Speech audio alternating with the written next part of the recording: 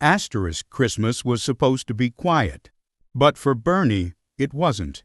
Two boys, Jake, charming and effortless, and Conrad, quiet and intense, start vying for his attention during a charity decorating event. From playful teasing to stolen glances, accidental touches, and moments that leave hearts racing, Bernie finds himself caught in a triangle of desire, jealousy, and truth. One slip on a ladder, one kiss, and nothing will ever feel the same. By the time the lights glow on the final Christmas tree, Bernie realizes that love isn't about who makes life easier. It's about who makes you braver. Don't forget to subscribe to Sweet Serenity BL*. Christmas was supposed to be quiet. That was the lie I told myself as I stood at the edge of the estate courtyard, hands buried deep in my coat pockets, watching strings of golden lights sway in the harmattan breeze. I hadn't planned to be here. I hadn't planned to volunteer. I hadn't planned to be part of anything that required smiling, teamwork, or God forbid social interaction. The plans have a way of collapsing when expectations press harder than desire. And in my family, expectations always won. The estate Christmas party was a tradition, one of those glossy, picture-perfect events adults bragged about and kids pretended to enjoy. Decorations, carol rehearsals, charity drives, everything loud and festive and suffocating. My mother had called it character building. I called it forced proximity. Especially when she signed me up for the decorating committee without asking. Just 1 week, Bernie, she'd said, already smiling like she'd won. That was how I met Jake. He arrived late, like he knew timing was a weapon. Tall, confident, wearing a grin that looked practiced but somehow still genuine. Jake didn't announce himself. He didn't need to. The space shifted. When he walked in, people noticed, leaned in, adjusted themselves unconsciously. When his eyes met mine, they lingered just a second longer than polite. Not enough to be obvious, just enough to be unsettling. "You're Bernie, right?" he asked, like he'd been waiting to say my name. I didn't answer immediately. I never did when someone caught me off guard. He smiled wider, unbothered, and handed me a box of ornaments like it was an offering. "Guess we're teammates," he said. The word teammates landed heavier than it should have. I didn't know why then. I only knew my chest felt tight, and Christmas suddenly felt warmer than usual. Conrad arrived differently. Where Jake flowed into the room, Conrad cut through it, sharp posture, dark eyes. A presence that didn't ask for attention, but commanded it through silence alone.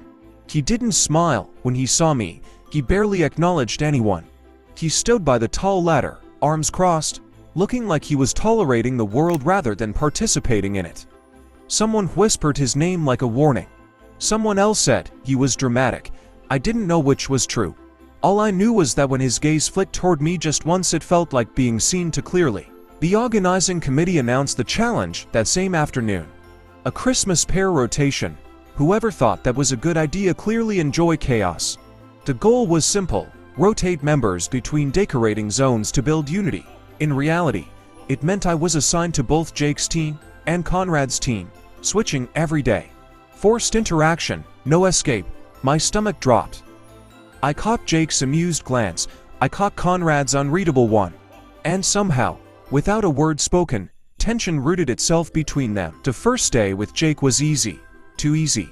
He laughed when I messed up the ribbon bows. He leaned close when explaining where ornaments should go, his hand brushing mine like it was accidental, except it happened more than once. He asked questions that weren't surface level. What music I liked, why I preferred quiet, whether Christmas ever felt lonely to me too. I told him half-truths. He listened like they were confessions. The second day with Conrad was different. He corrected me, why I placed the lights wrong. His voice was calm but firm, like authority came naturally to him. He didn't flirt, he didn't joke. But when he spoke to me, not around me, not past me. There was an intensity in the way he watched, like he was memorizing details for reasons I didn't yet understand. When Ashley snapped and asked if I was doing anything right, he paused. Then said, "You're more careful than you pretend." It felt like praise and exposure all at once. By midweek, the air between the three of us was thick with something unnamed. Jake started volunteering to help Conrad's zone when I was there. Conrad started staying longer than required when I was assigned elsewhere. Their conversations were polite but sharp-edged, like swords wrapped in velvet. I caught glances that weren't friendly. I heard my name in their silences. And somewhere between, untangling fairy lights and hanging reeds, I realized I was standing at the center of something fragile and dangerous. The moment everything tilted happened on a ladder. I slipped. It was stupid, my fault entirely. One wrong step, one distracted thought. Jake caught me before I hit the ground, arms strong around my waist, breath warm against my temple. For a second, the world stilled, too close, too intimate. My heart slammed against my ribs like it wanted out, and then I saw Conrad. Standing across the courtyard, watching, his face unreadable, but his hands clenched so tight his knuckles went white. He walked away without a word. That night, I couldn't sleep. I kept replaying the week-in fragments, Jake's laughter, Conrad's silence, the way both of them looked at me like I was something worth fighting over. I didn't know what I wanted. I only knew I was already in too deep. Christmas lights glowed outside my window, beautiful and blinding, and I wondered when preparation turned into participation. When observation turned into involvement, when a quiet week turned into a story I wouldn't be able to step out of. And I had the unsettling feeling that something was being kept from me, by both of them, and by myself. By Thursday, the estate no longer felt festive. It felt like a stage. Everywhere I turned, someone was watching. The committee members, the volunteers, Jake, Conrad, even me. I caught myself noticing how close Jake stood when we talked, how Conrad always positioned himself just slightly apart, like distance was a language he spoke fluently. The Christmas lights were brighter now, but the warmth they were supposed to bring felt replaced by something sharper: anticipation, maybe, or dread. The rotation continued. Morning with Jake, afternoon with Conrad, evening meetings with everyone together. It was exhausting in a way that had nothing to do with physical work. Jake made everything feel light, almost dangerous in its ease. He teased me about my serious face, stole my gloves when it got cold just to see me chase him, told stories about his childhood Christmases like they were secrets meant only from me.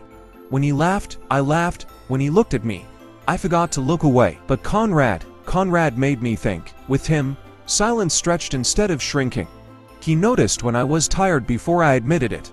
He handed me hot chocolate without asking when the evening air got colder.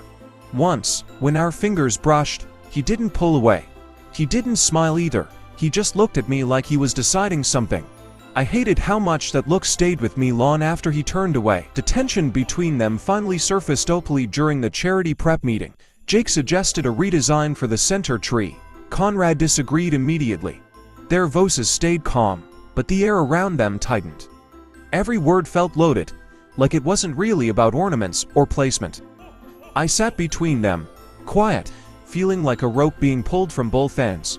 When Jake said, "Bernie agrees with me," without actually checking, Conrad's eyes flicked to mine. "Do you?" he asked. I hesitated, and in that hesitation, something broke.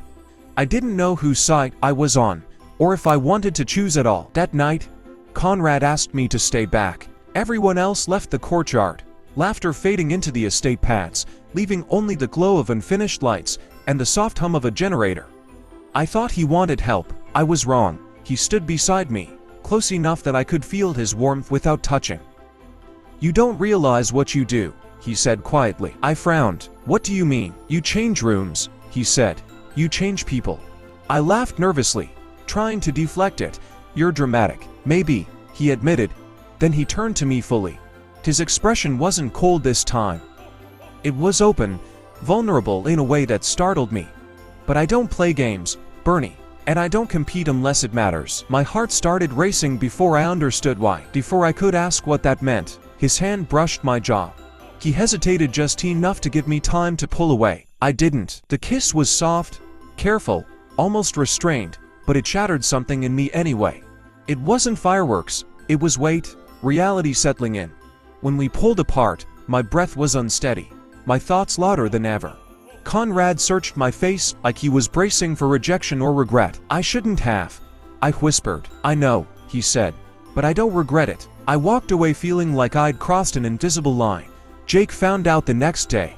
Not from Conrad, from me. I don't know why I told him. Maybe guilt, maybe honesty. Maybe because Jake always made it feel safe to tell the truth. We were hanging lights together when I said it quietly, casually, like it wasn't a bomb. I kissed Conrad. He froze. For the first time since I met him, Jake didn't smile. He didn't joke. He climbed down from the ladder slowly, carefully, like sudden movements might break something fragile inside him. "Okay," he said after a long pause.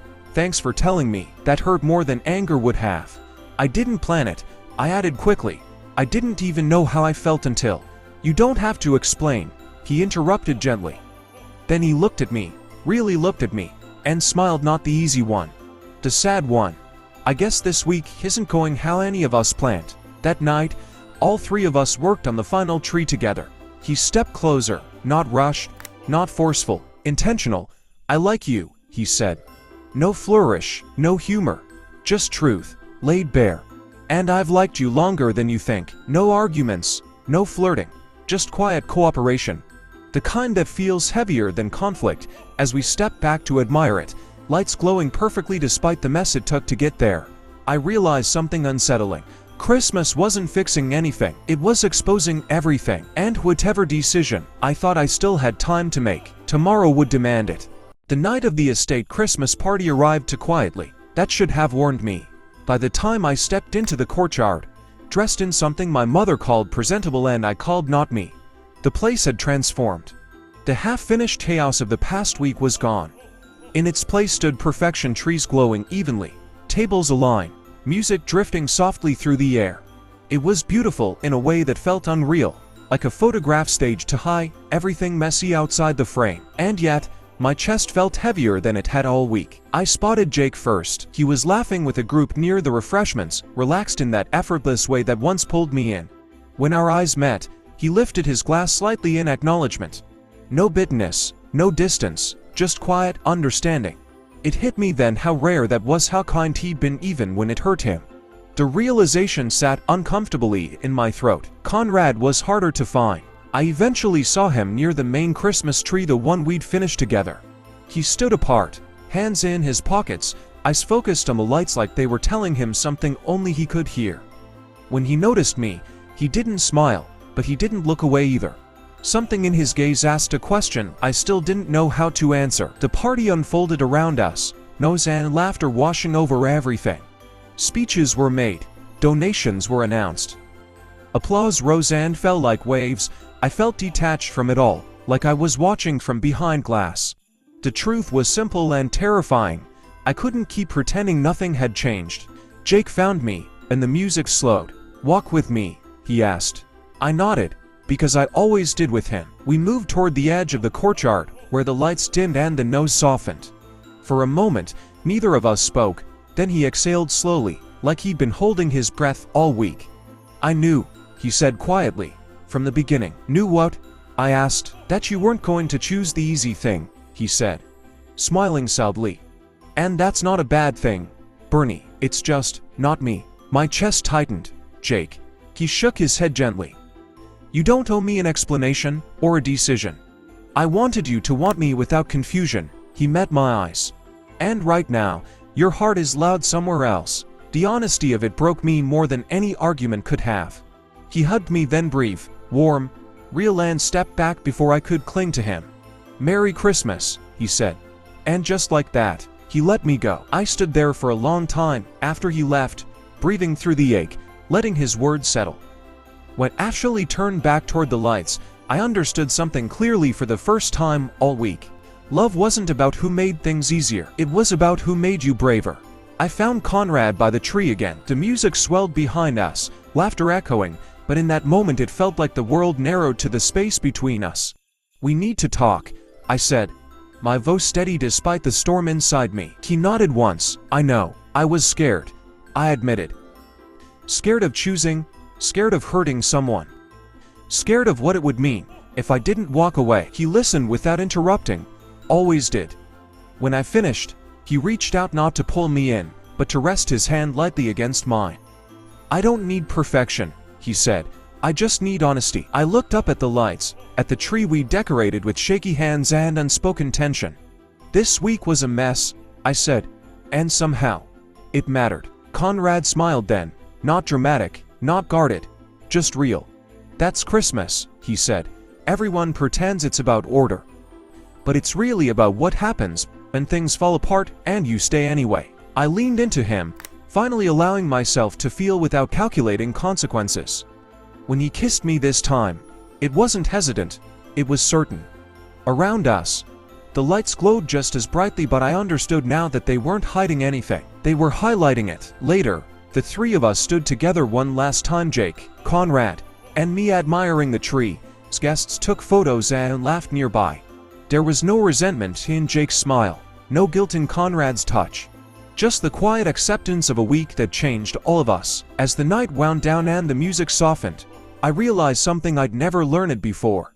Christmas wasn't about perfection. It wasn't about choosing the right decoration, the right role, the right story. It was about connection, about chaos, about the courage to feel deeply, even when it scared you. And for the first time in a long while, standing under imperfect lights with an imperfect heart, I felt exactly where I was meant to be.